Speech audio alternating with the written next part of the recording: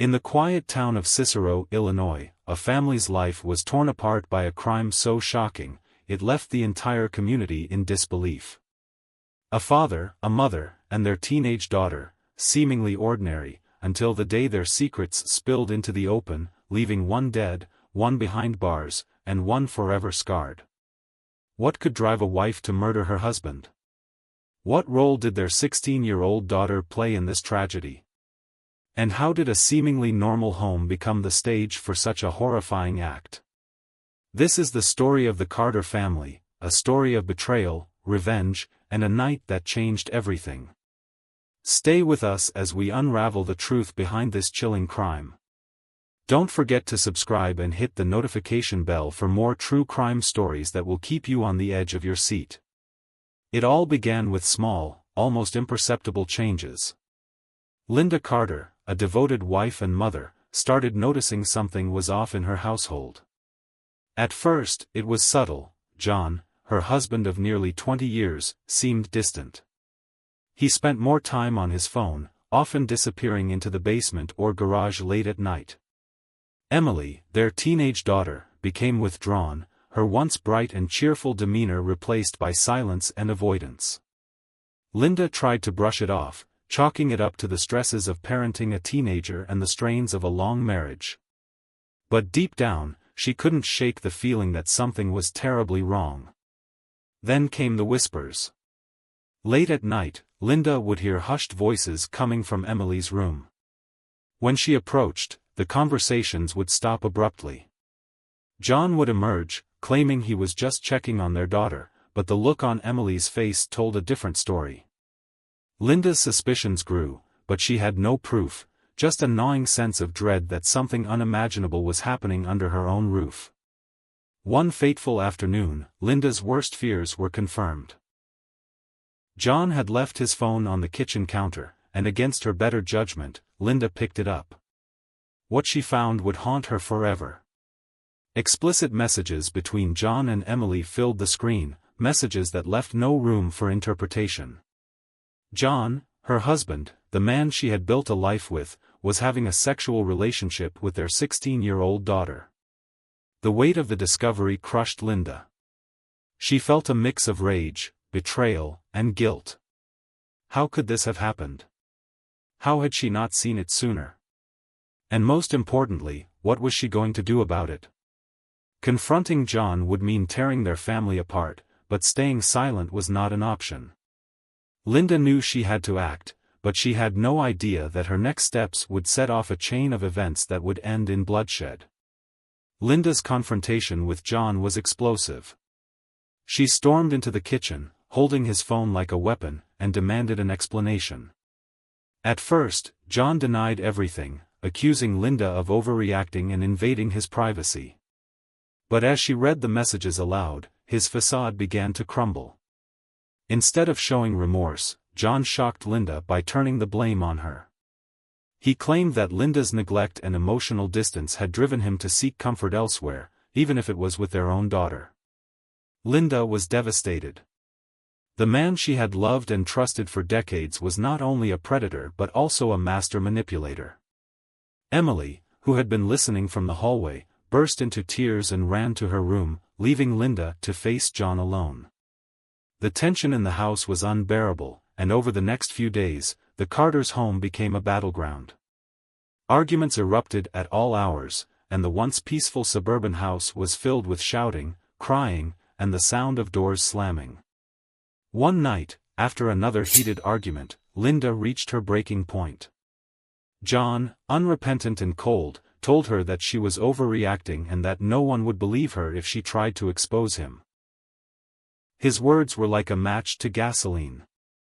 In a fit of rage, Linda grabbed a kitchen knife from the counter and lunged at him. The next few moments were a blur. When the dust settled, John lay lifeless on the kitchen floor, his body riddled with stab wounds. Linda stood over him, the knife still in her hand, her breath coming in ragged gasps.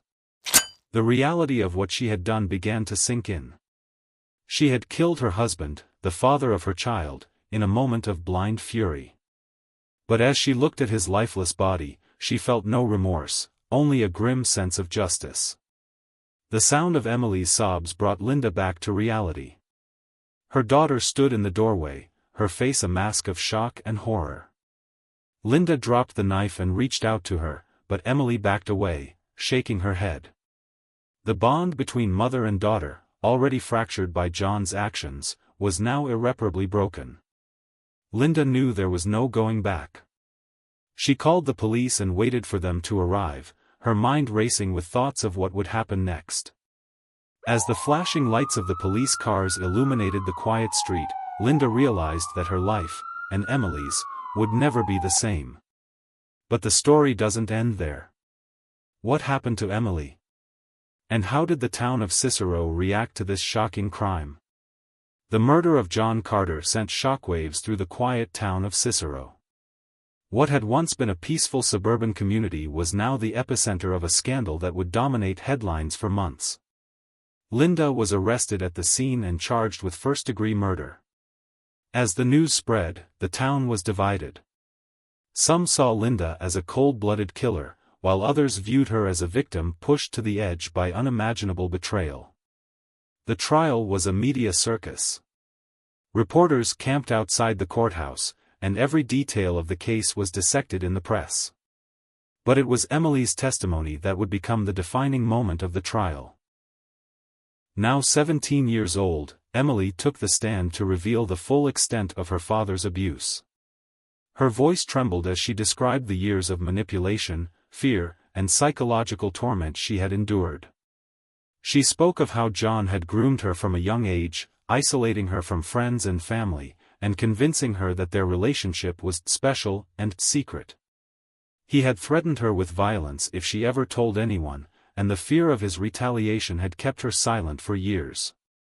Emily's testimony was gut-wrenching, and the courtroom was left in stunned silence as she recounted the horrors she had faced at the hands of her own father.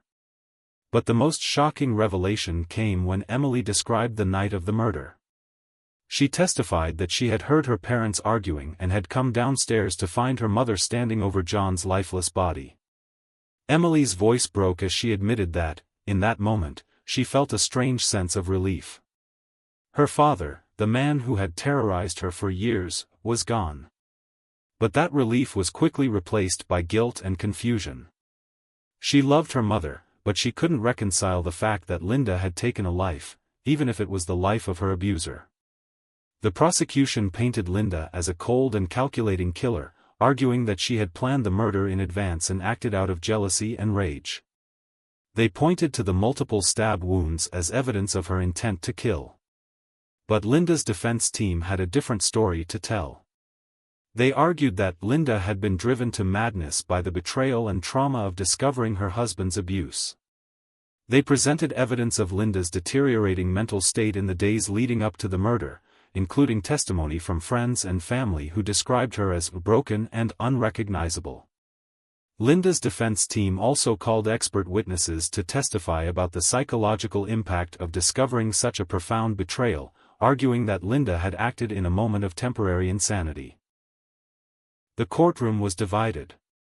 Some jurors were moved by Linda's story, seeing her as a mother who had been pushed to the brink by unimaginable circumstances. Others saw her as a woman who had taken the law into her own hands, committing an act of vengeance rather than justice.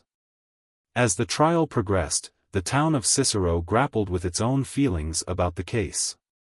Neighbors who had once admired the Carter family now found themselves questioning everything they thought they knew. Some expressed sympathy for Linda, while others condemned her actions. The case became a lightning rod for debates about morality, justice, and the lengths a person might go to protect their family. But the most haunting question lingered in the air: was Linda's act one of cold-blooded murder, or a desperate act of justice? The answer would ultimately lie in the hands of the jury, but the trial had already left an indelible mark on everyone involved. Emily, now a young woman, was left to pick up the pieces of her shattered life. She moved in with relatives, but the scars of her past remained. She struggled with trust, relationships, and the weight of her father's abuse. And while she loved her mother, she couldn't shake the guilt of knowing that her testimony had played a pivotal role in Linda's fate. As the trial neared its conclusion, the tension in the courtroom was palpable. The jury deliberated for days, weighing the evidence and grappling with the moral complexities of the case. When the verdict was finally read, the room held its breath. Linda stood, her face a mask of stoic resignation, as the judge delivered the decision. But the story didn't end there. The aftermath of the trial would ripple through the lives of everyone involved, leaving a legacy of pain, questions, and a town forever changed by the tragedy that had unfolded within its borders. But here's the shocking part: Linda's defense argued that she was driven to madness by the betrayal and trauma. Was it cold-blooded murder? Or a desperate act of justice? The answer would divide a town and leave a family forever scarred. In the end, Linda Carter was sentenced to 25 years in prison for the murder of her husband, John. The verdict was met with mixed reactions, both in the courtroom and in the town of Cicero. Some saw it as a just punishment for a woman who had taken a life, no matter the circumstances. Others believed it was a tragic outcome for a mother who had been pushed to the edge by unimaginable betrayal and trauma. For Linda, life behind bars was a stark contrast to the world she had once known. She spent her days in a small cell, reflecting on the choices that had led her there. In letters to friends and family, she expressed remorse for the violence she had committed but stood by her belief that she had acted to protect her daughter. "I couldn't let him hurt her anymore," she wrote. "I know what I did was wrong, but I don't know if I could have lived with myself if I had done nothing." Linda's life in prison was marked by isolation and regret. She rarely received visitors, and the few who came often left in tears, unable to reconcile the woman they had known with the one who now wore a prison uniform. But Linda found a strange sense of purpose in her new reality. She joined support groups for incarcerated women, sharing her story and offering advice to others who had experienced trauma. In a way, she became a mother figure to many of her fellow inmates, offering comfort and guidance to those who had lost their way.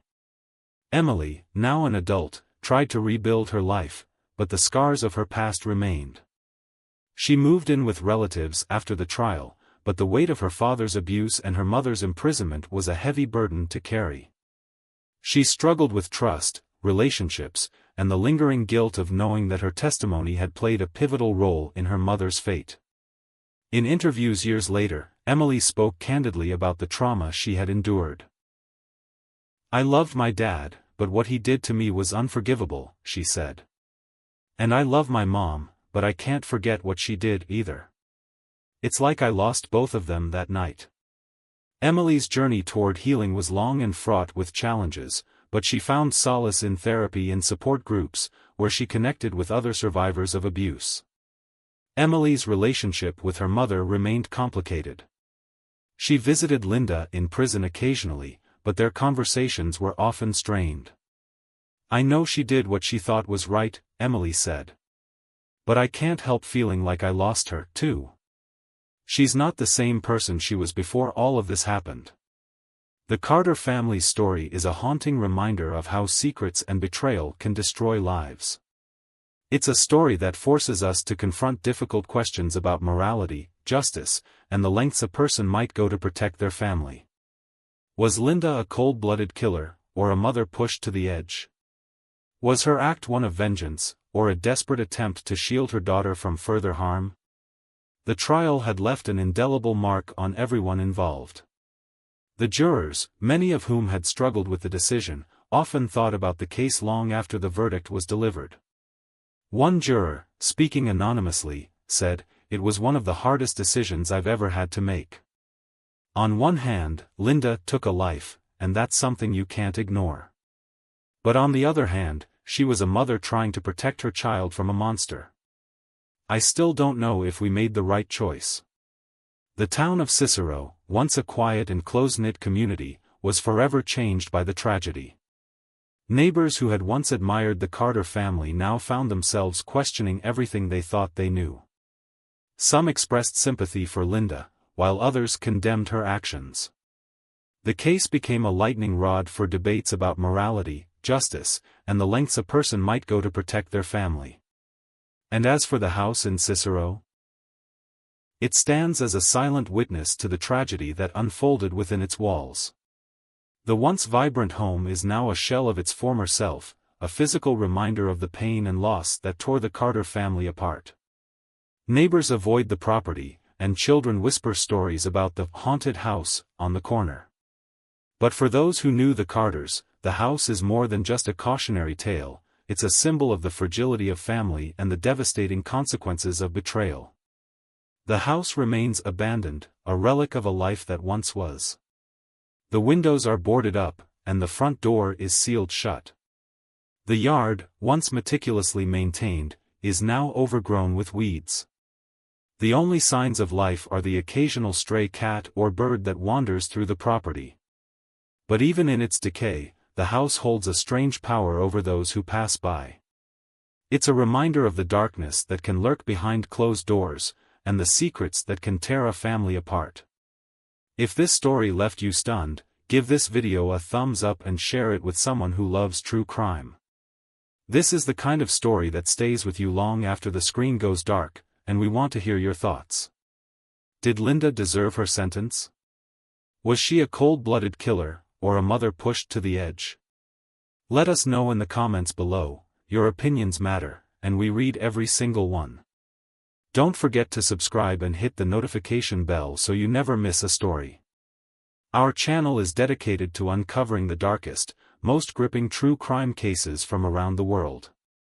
From shocking murders to unsolved mysteries, we bring you the stories that keep you on the edge of your seat.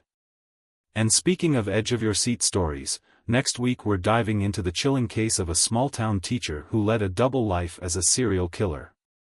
On the surface, he was a beloved educator, a pillar of the community. But behind closed doors, he was a monster hiding in plain sight.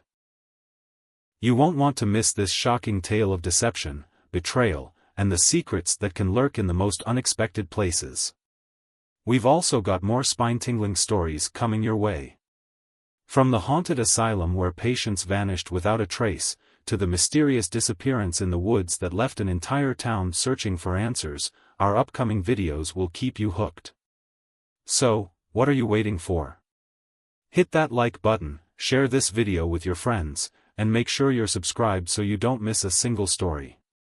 True crime is more than just entertainment, it's a way to understand the darker side of human nature, to question what we think we know about justice, and to remind ourselves that sometimes, the truth is stranger than fiction. Until next time, stay curious, and stay safe.